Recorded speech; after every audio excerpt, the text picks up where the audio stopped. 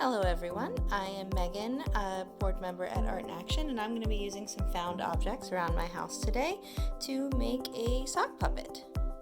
These are my two cats, Lulu and Ozzy. They're going to be helping us out today.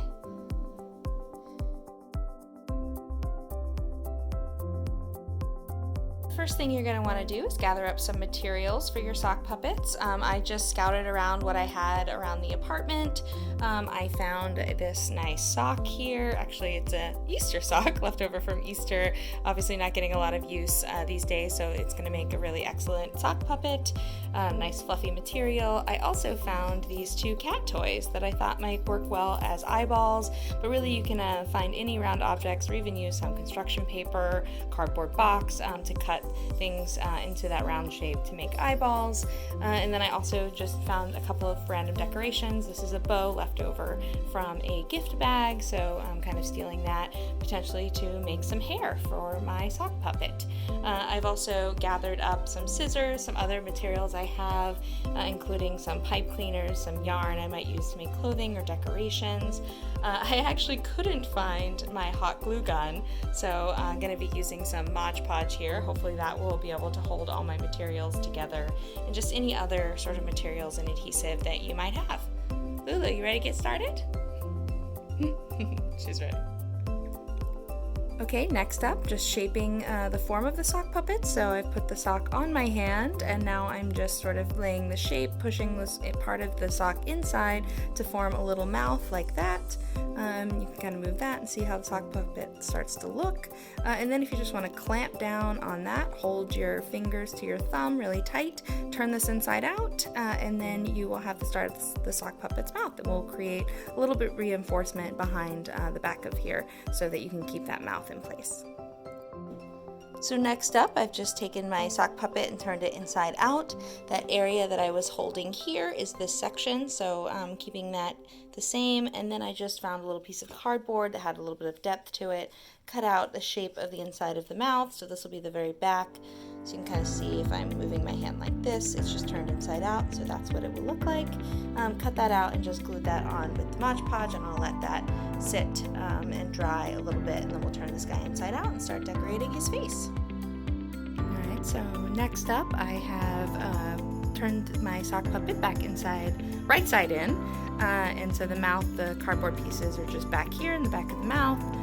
Works kind of perfectly, and so now I'm going to map out where I want my little eyes to go, maybe adding them right about there, and playing around with that a little bit. So now that I've mapped out where I want my eyes to go, I want them to go right past this little dot here, so it's a good guidance. This is of course upside down, so the cardboard is in here, and that's the little thing that I'm kind of using to indicate a tongue, just happen to have a nice convenient dot there. So putting that down, and these are going to be my little eyeballs, so kind of mapping out where they'll go. As I said, I want them to go right behind that dot, just so there's a little bit of coloration on the top of the face. And then I have these two decorations that I'm thinking I want to use as hair. So just mapping out the face here, a little bit of hair back there. And yeah, that looks like kind of the base of my face. So I'm going to go ahead and attach these with the Mod Podge, and then we can decorate further. Okay, so we've actually applied some glue to our eyeballs here. I just attached the two of them together in the middle, and then just put a dot of glue on the bottoms of each of these cat toys here to attach them to the sock itself. And now we will let that dry, and we'll be back with some decorations.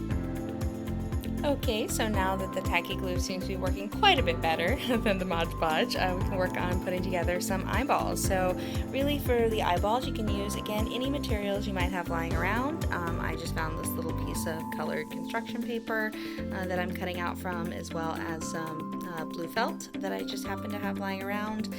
Probably want to go with a mix of dark and light colors. And I've just put together kind of a layered eyeball approach here.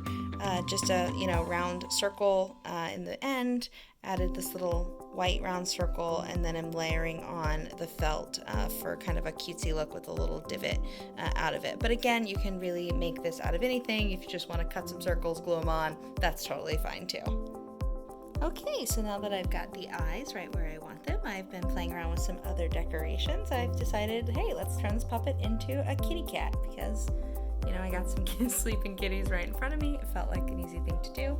So I just took my construction paper, cut out these like cat ear shapes. I'm gonna attach those back there for the ears. I cut out a little triangle nose from the felt that I also used in the eyes. And then also took this pipe cleaner, cut it into 3 even pieces, just twisted it together, and I'm gonna attach that as well for my whiskers. And then we will have our cat puppet pretty much ready to go. Alright, there you have it, folks. Here's our finished sock puppet, ready to entertain your children, grandchildren, nieces and nephews on video chat, even your own little kitties. Hi, kitty. What you think? Meow. See you later.